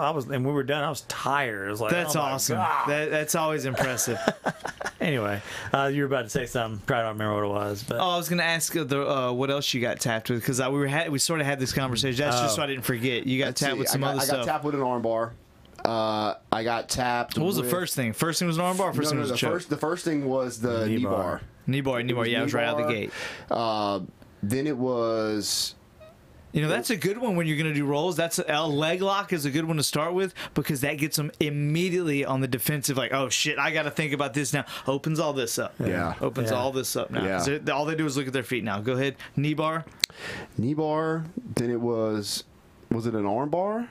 No. It was a scissor choke. Scissor choke. Oh, that's what it was. The choke. asshole choke. Yeah. That's what. It was a scissor choke. Yeah. You Then feel like a fucking asshole for then it getting was an caught in. You're like, armbar. man, this is a child's choke. That's what I watch my son choke. No, You're an no. asshole for doing that. This is but what it's it fucking was. working. This is what So it that was. is set up from a Kimura. It was my jaw about to be popped off my head. Yeah, it fucking works. And whenever after I tapped, he's like, "Well, I only did it like 25%." Well, that's what's so crazy about that I choke. think he said 22% because he's an engineer. That's what's so. I said 20%, but yeah, 22% is probably accurate. So that's that Like, choke, okay, man. Because if it was 23%, I would not have a mandible bone right now. Oh, I mean, it's hard. Yeah, you can't really tell if you have it on the throat or your face or Fuck what. no, dude. That's what's awesome about it. Yeah, I mean, It's your face versus my thigh. It's Yeah. a very legit choke. Cool. And look, yeah, I'm gonna win. that's the second time he's caught me with that. He's caught me with that It's shit. not the first time he's caught me with I caught that. you with that. I don't know. Somebody Oh, caught me with okay. that shit. I know I've been in it I had the multiple times. Kimura And grip. I usually wiggle out of it. I'm like, you motherfucker. Yeah, I had You almost got me the. with the asshole choke. It is kind of asshole choke. It's No, not I as love it. asshole as like if you have somebody's foot and you put the outside step of your foot on their throat. Yeah, that's some Try to bullshit. try, Yeah. That's asshole. That's pretty asshole. Yeah. Yeah. Instead of holding their You hit arm down, me? Boy All right, got I'm gonna me in stand on your that face. and, Instead of like holding your hip down with their foot, they put it in your throat. Yeah. because they got. Or when they step on you to get out of the armbar when they're in guard, they're in your guard and you throw an armbar up and that's cool. I'm gonna step on your face Yeah, and just stand put my up. Can foot on can your you face. still do that? Oh no, you can't. Can you? You're like, Hey man, Jesus I don't fucking really. That kind of stuff doesn't bother me too bad because whatever. I don't mind. It's jujitsu, man. It's jujitsu. It's what it is. But I do love getting a good technical roll with somebody. Yes. That's Oh, for fun. sure. Anybody, you know, Yeah, for whether sure. it's you or Yeah. whatever, one of the girls. It's fun. You know what I mean? Just like no strings, sweeping each Yeah. other, all that. It's fun. Yeah. But then if I get kicked in the face, whatever. Yeah. I got kicked in the face. Yeah. It is what it is. You know, as long as somebody's biting me or nothing. Oh, shit. You know what I mean? Whatever. I'm good. This coming from the guy that knees everybody in the face. Yeah, I know. I'm just letting y'all know I'm okay with it. I haven't eaten anybody in a while. So let me tell this story. So when I first started jiu-jitsu, this was in September of 2016. I actually remember all of this. I've been doing jiu-jitsu a few months, and me and Barrett are rolling, and I don't know what happened. Somehow, I guess I left my face on the ground too long. So it's He your was fault. transitioning. I clearly wasn't, and his knee went just clobbered my eye, just clobbered it, bro. And Yeah, it was dude, fine. it It was was no big solid. deal until like I don't know, maybe 3 or 4 days later when it was like a black and blue mark like on the entire left side of my face. Yeah. And I just started this job. Hell yeah. Yeah, I he was only there just for like, started the job. for like 2 or 3 weeks, and I show up to work, and I've got this just enormous, like probably the biggest black guy I've ever had. And I felt so bad, man. I was like, I'm sorry. It was so cool to have a black eye like that, you know. And it's funny because it really kind of prepared these people that I went to work for. It prepared them for for what I do, you know. Because then every time after that, it was like I'd have a black eye or something, and they've just become so desensitized to it. Like I showed up today to give them, a little talk, and I've got this stuff on my face, and they didn't say anything. They just this know. is nothing, you know. Like I go to work all the time with stuff on my face, you know. They don't even say like if I have a black eye, they won't even say like, oh, you must have got your ass kicked, and it's like well, actually a lot of times Just that all happens. past that. Yeah, actually that happens a lot of times whenever you're just trying to do something to a white belt and they spaz out and poke you in the eye or something. Like a lot of times that kind of stuff happens. Sometimes you do it to yourself. Sometimes you do it to yourself. Yeah, you're trying to break grip or something, and you're like, bam, like punch yourself in the face. I haven't done that in a long time, but it happens. But it happens. It happens. It fucking happens. Hell yeah. So they don't even think it. They don't even think about it like that anymore. You know. So, yeah, jiu-jitsu, man. It's fun. It's for everybody.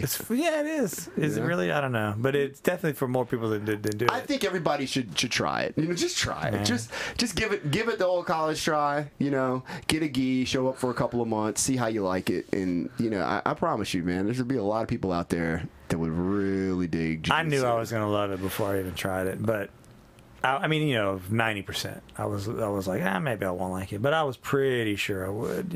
It took me forever just to walk through those doors. Did it really? It's so crazy, man. Yeah, Coach said that. What was that like? What was the? Actually, I'm gonna go pee real quick, and then I'm gonna ask that question. Okay.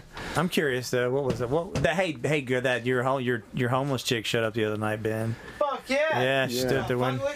Yeah. 2-lane liquor. Hey, you can leave that.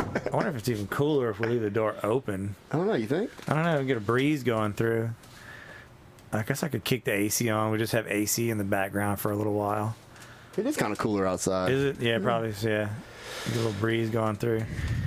Yeah, man. So what else is up, bro? So you went to Colorado.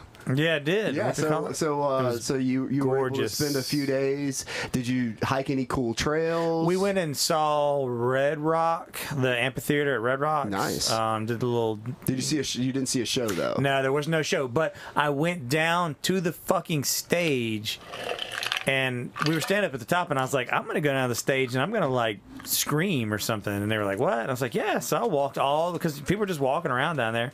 So again, and then everybody talks about the whole reason they started doing shows there in like 1901 or something was like the first show they had there, and because of the acoustics. So I was like, well, I want to fucking hear what it sounds like. So I walked down to the stage and went like, woo, like real loud, and I was like going. Like playing, and I clapped a couple of times, and people were just like, "Is there video of this?" I doubt it. No, I only did it for like 2 seconds. Yeah, but still, man. Like if there were, I probably should have like selfied myself doing it. We could have put this on the on the Purple Shed. I should have. Page. I should. I had my phone, obviously, and who doesn't?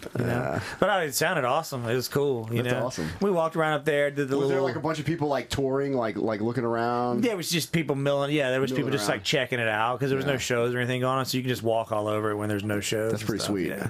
What was this?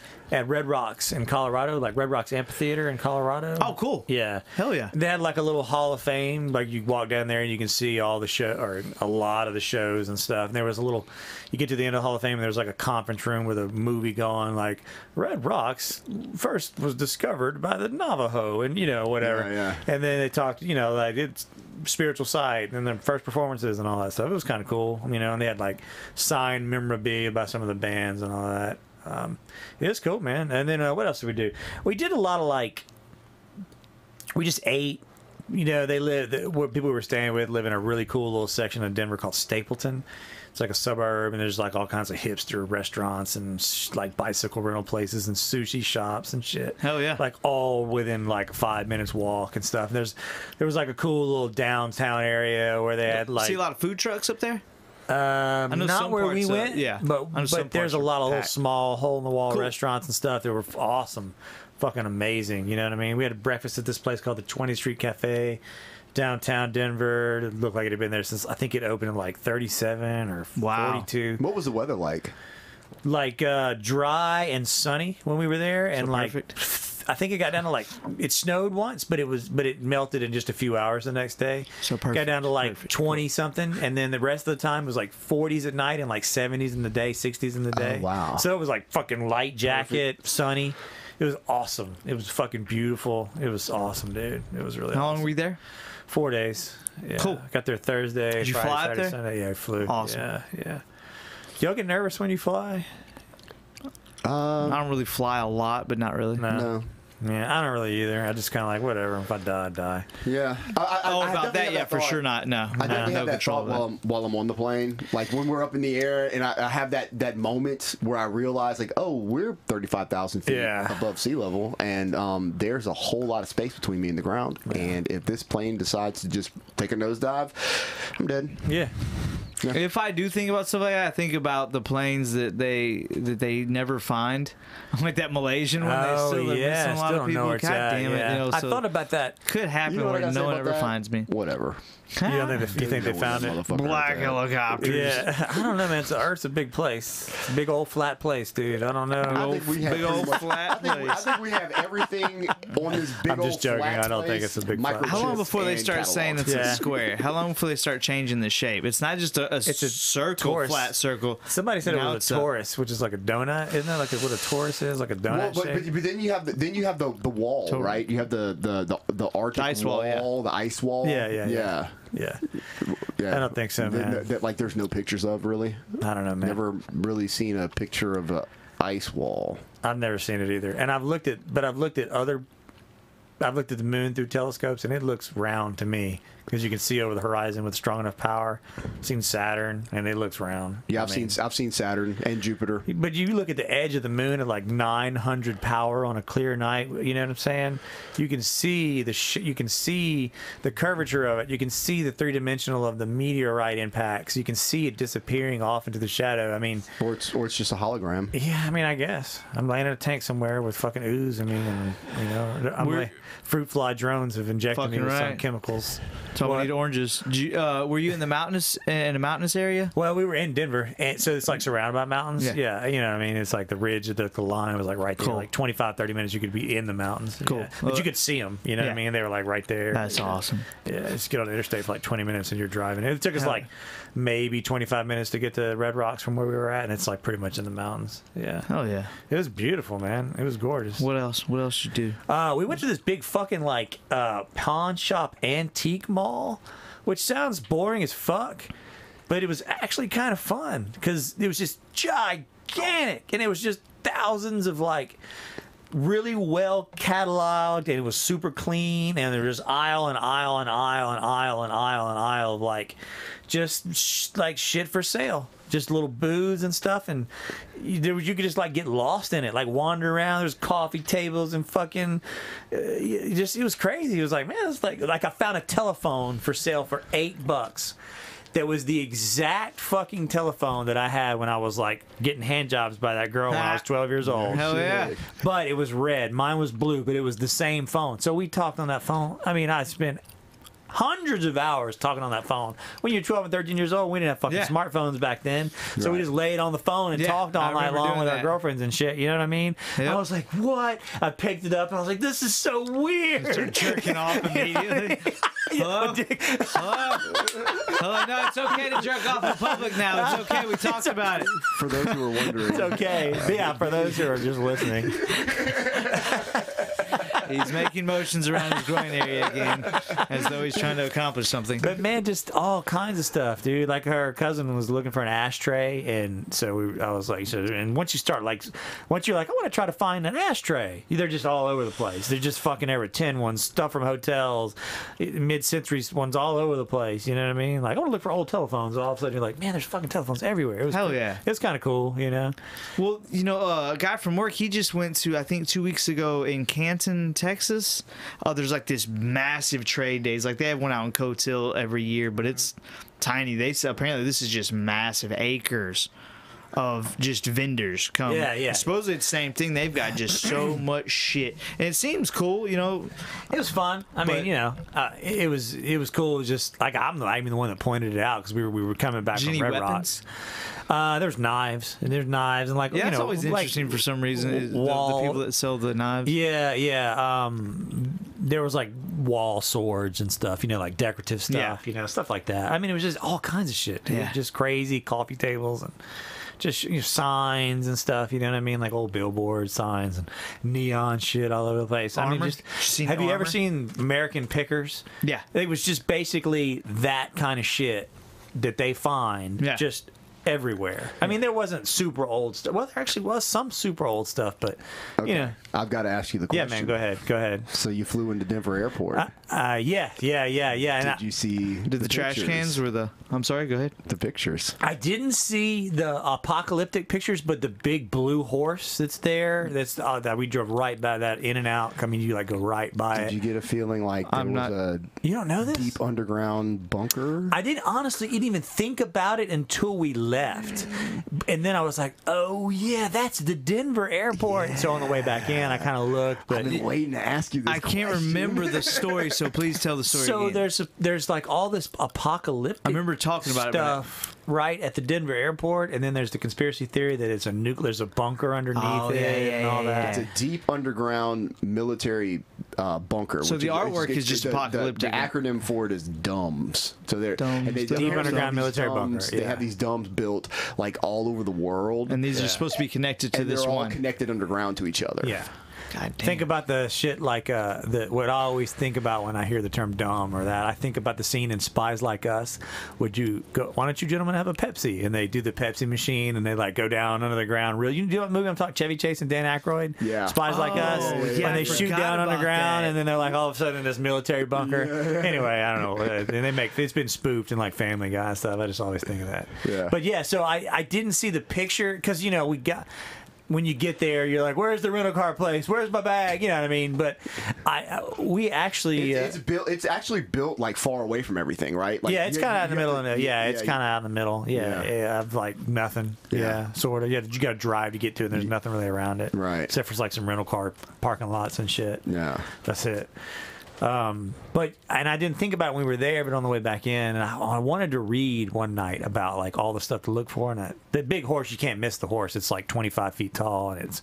Like, is this a painting or is it no? It's like a statue. A statue. Oh, cool. And I don't remember what the significance of it is, but it's like one of the four horsemen. I mean, the whole thing is that it's like, isn't one of the paintings somewhere like a mural somewhere where there's like soldiers crushing skulls and like there's dead people everywhere and like dead children. It's dead children and like a soldier looking like with a gun with a bayonet, and the bayonet's like stabbing like a rose or something. Yeah, and it's like, and the rose is like going into somebody. I don't know. It's like it's very like New World Order. Yeah, like, like totalitarian. Just apocalyptic future. Really. See, I didn't see a lot of that because we're just trying to get to the airport. I think it's in a particular part of the airport. Yeah, if we'd had your flight's canceled or something. Yeah, I would have. Oh, sweet. We actually had to. Our second flight. I'm just taking notes. I'm not ignoring you. I'm sorry. No, I'm just writing that down. Man, maybe we actually did have a layover when I was stupid because I didn't go look at it. No, I think we got laid over in Texas. But yeah, if we'd had like an hour or two before the plane left or something, I would have. But we got there. It was like, we got to go. It's kind of one of those kind of things. So. Isn't that how it always is? Yeah, I know. Yeah, but we got laid over in one. So did you stay in Airbnbs or did you stay in hotels? No, we stayed with some relatives. Yeah. Okay, cool. Well, my girlfriend's relatives. Hell yeah, that's even better. Yeah, it was fun. They had a cool lodging. They had a cool little place, man. They were super cool. That's awesome. They don't have any kids, and they're like a young couple, so they just like, what do y'all do? We go to bars and eat out every night and. Sounds great. Sounds great. They eat out every night and they know where to eat. Yeah, they knew exactly where to eat and stuff, man. It was fun. It was a pretty what's the best chill. thing you had to eat up there?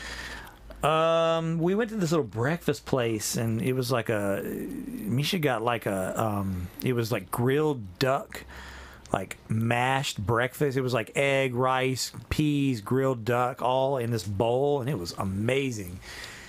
But then I had a fucking hamburger that was like, what? You know what I mean? So I don't know, dude. It was all good. Cool. And it was one of those, like, we went to this, it was one of those, I'm sweating like a, man, I'm sweating. Yeah, it's pretty warm in here. Yeah.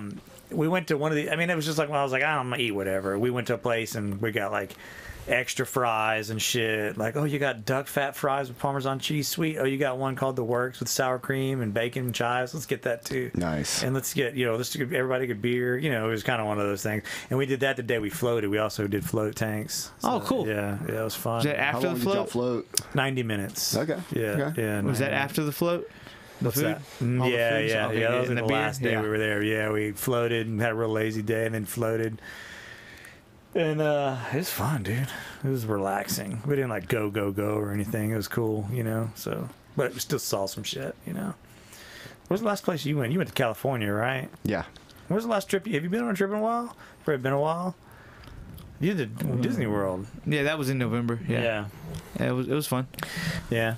I want to go to like Boston or something, like a bit like a Philadelphia, Boston, shit like Why? that.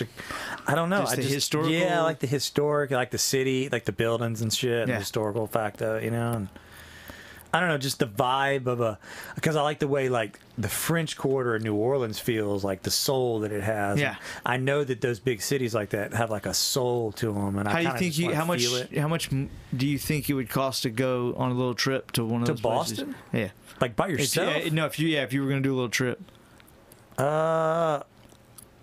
For like a week or something. Yeah, sure. A week. I mean, you could probably do it for as little as like 500, and you could probably 5 to 1,000. Yeah, 5 to 1,000. You could for $1,000. I don't know, man. Like I have no idea. That's why. I mean, you have to fly out there.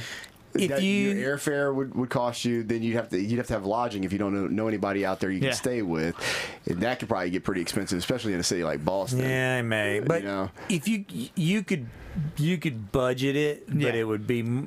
You're right, it'd be hard. Then you got to eat. Yeah, it'd be. And then whatever else you do, I don't know, man. Like I don't feel like I ever make it out without spending at least a few grand on any trip I go on. $1,000 is probably about the minimum, for like a lot of that shit, Yeah, but because you're Ubering everywhere, you're.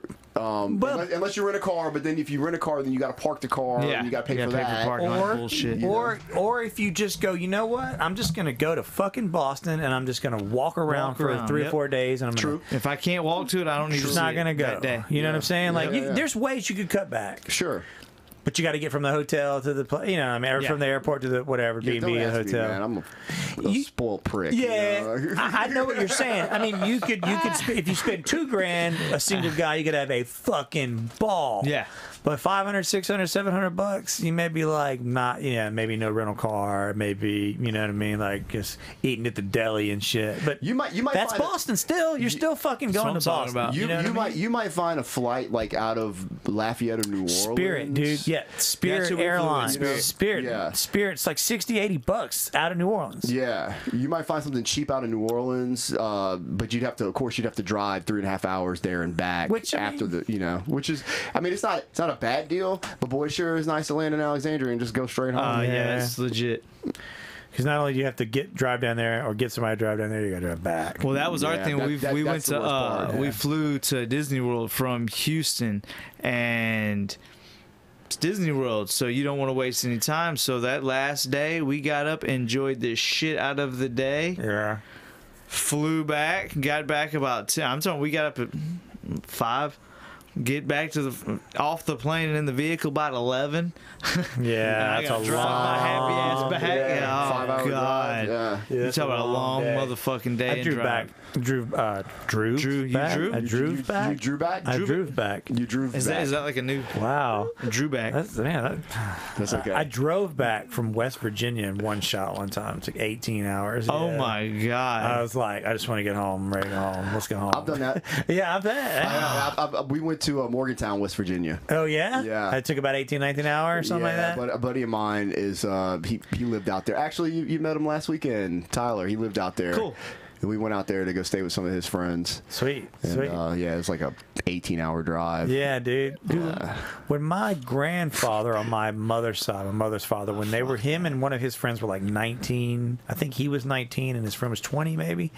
They drove from Pineville, Louisiana to like Northern California and back, like through the desert and all that shit on 2 Indian motorcycles. In like 41 or something like that or whatever. They were fucking 19 years old, and they had a head his head gasket blew like on the way back, I think, and they had to walk and then they didn't have one that matched because it's fucking 1941. Yeah, like, we already want to take you a month or whatever to get here.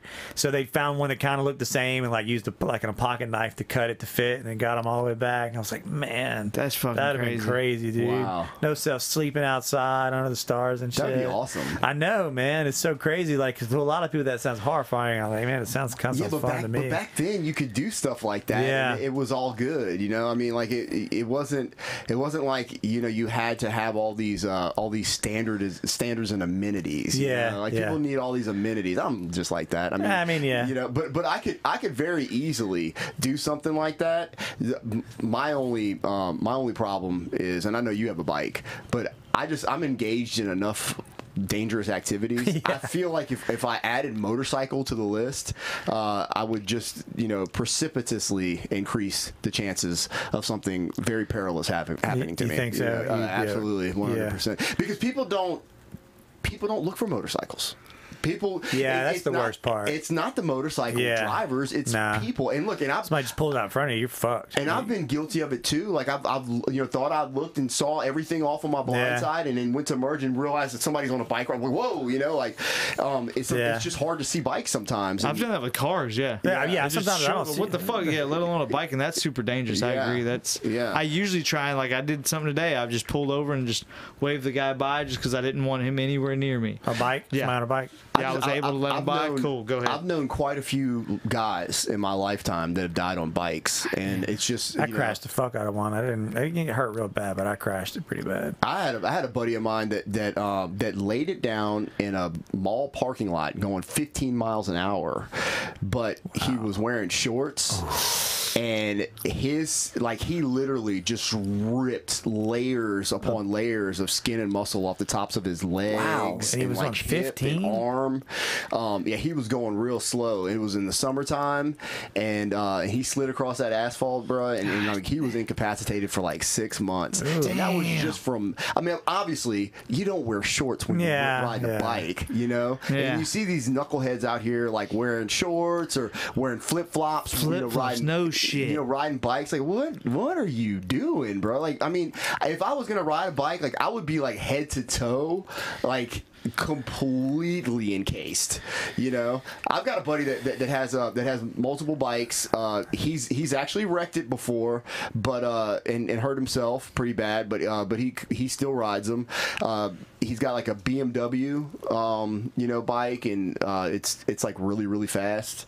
I think he's got like a crotch rocket and like a Harley, you know. He's like a big like a big bike, and I mean, when he puts pictures on Instagram, I mean, he's like, I don't know, like Teflon or whatever, like just completely encased in like this, you know, like badass suit. It's just like a tight fitting jacket with like reinforced all that shit. It just looks like he's wearing armor, you know, like head to toe with the helmet and everything.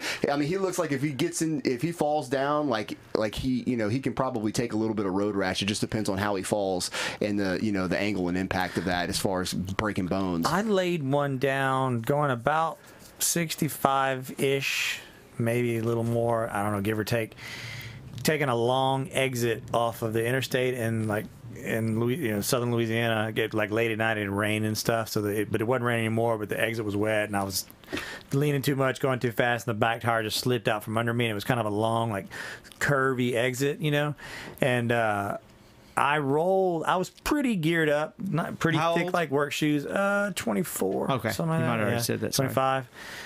Ish, something like that. I had pretty thick like work shoes on, like not pretty thick like work pants on, an army jacket, a couple layers of shirts, helmet, all that stuff. The only thing, I didn't have any gloves on. And when I hit the ground, I kind of did like this, so I got scraped up a little bit, and my elbows were beat up a little bit, but I was relatively okay. But I remember what was so weird is when I fell, I kind of fell to the side, and I started rolling down the exit. And I rolled for so long that I actually remember thinking, like, when am I going to fucking stop rolling? Like, I couldn't stop myself. I was trying to stop and stick my hands out, and I just kept going because, you know, I mean, I hit the ground going fast, 65. So, and I didn't hit it, like, hard. I kind of, like... It kind of like went out, you know, and I kind of like skipped, you know what I mean? I hit it just right, so there wasn't like a lot of impact. And so I just kind of was like, ding, ding, ding, ding, ding, ding, ding, ding, just rolling. And I remember thinking like, I mean, my helmet was going bang, bang, bang, bang, bang on the ground, both sides. And I remember thinking like, when am I going to stop rolling? This is stupid. And when I finally stopped, my bike was way over there. It was crazy, man. The only thing that really happened bad was my hand, my palm. Well, got a little that's what I think up. is, if nothing else, I would have a fucking helmet on and gloves. Gloves, yeah. Because those are two very important things. Yeah. You know, it just, you get a hangnail. Yeah. It fucks up the way you do everything with your hand. Let alone road rash on both sides of your fucking hand. What? Yeah, and it really wasn't too bad, man. I lucked out, I guess. Yeah, that's cool. I mean? Yeah, absolutely. I didn't hit anything else rolling. We're glad you lucked out. Yeah. Thanks, man. Appreciate it. Me too. Yeah, appreciate it. You know, I went to the hospital anyway, and I got checked out. You know, make sure I don't have like any internal breeding. Breeding. You got some internal breeding. That's those flies crawling up your nose, laying eggs. Man, what did I say earlier? I don't even remember that. Breeding. Drooving. I was drooving. Next song. I drew internal bleeding. Hey man, Internal breeding. Fruit flies. Breeding. Internal breeding. I got my new snare in here. Hell yeah. Nice, hell yeah. Well, that's not new, but I put new heads on it and shit. Nice. Yeah. Anyway. My brother used to ride crotch rockets, and he tried to. His idea was to show people if they want to get used to it in the grass around the house, because there's a lot of air. So he put me on it. It was a brand new. He had just gotten it, 250, a little Kawasaki Ninja, and he put me on. He said, "Do this, this, and this." And when I started going, and there was a tree there, and I hit one of those roots, and it popped me up, and when it did.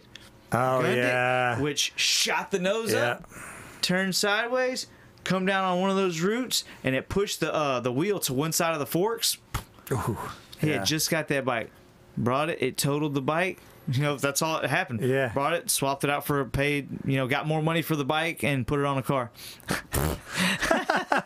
And then he got more bikes after that, but dude, I had a motorcycle for about a year and a half, a little over a year. My vehicle was a motorcycle. That's what. Hell yeah. Yeah. You still have your bike, huh?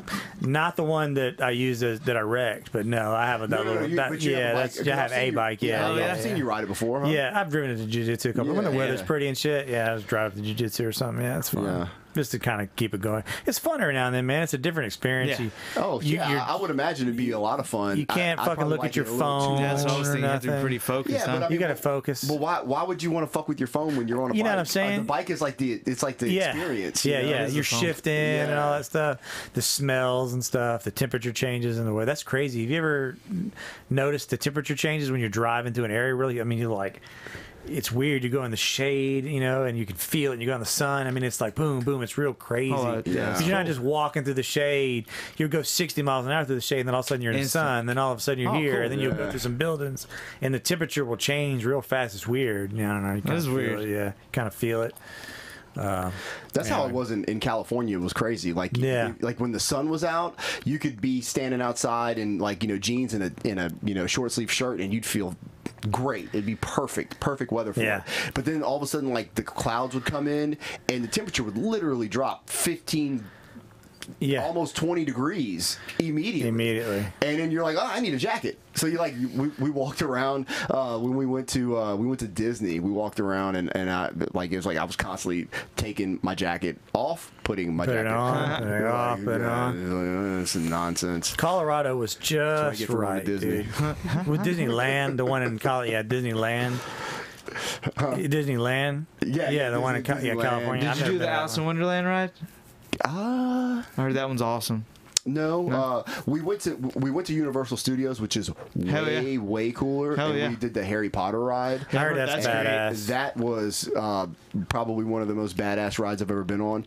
It's almost totally and completely immersive in the VR itself. You're like in a you're like in a pod, and it's attached to an arm that's circulating and has other pods attached to it, and you're in front of this screen. And the pod's just moving up and down, left and right, shifting in all these different directions. In complete, synchronicity with the VR happening in front of you. And there were moments when I stuck my head out of the pod to look out on the fringes to see like the puppeteer, so to speak. It's not completely immersive, but you could sit back and there are no gaps. Like it's completely immersive. It's only because I was looking. You were trying to see. I was trying to see what I was on. And it was amazing to see what I was on. When you're looking around and you're really on this very large piece of machinery that's attached. All these different people and all these different pods, and you're all in front of this screen and you're all just shifting in all these different directions. Yeah, it was kind of like the Avatar in at Disney World. Yeah. It was similar to that, man. Have you ever done that one? The flight. No. It's super immersive. The fly one. Yeah, that one's that's what this is. You're on a broom like behind Harry Potter. You're playing the Quidditch or whatever. Quidditch. Yeah. So that's kind of crazy. Yeah, it's pretty dope. Guys, I'm fucking sweating. Okay. What's up? No, so I'm pretty fucking hot too. I was gonna see if you wanted to stop or you just want to call it a day. Yeah, we can kick the AC back on, wrap it up a little bit. Wrap it up. Yeah, all right. It was awesome. Yeah, fun stuff, dude. Let me actually we'll do that now, right now. Render it now. Render it right now. Yeah. For sure. Awesome. Thanks for having us again. Cool, man. It's awesome to have conversations. Thank you, Barrett. Yeah, dude. Thank you so appreciate much, it, Barrett. guys. Phillip, appreciate you, brother. Yeah, man. You too, Ben. Purple Shed podcast Purple number something. Number something. Maybe It's 9. probably 10. 9 or 10. I don't know. I'm thinking like it's 10, but I don't know why. I'd say 10. Okay, we'll go with 10. 10. 10. Later. All right. God, it's fucking hot here. Yeah, dude. Always fun, brother. Yeah.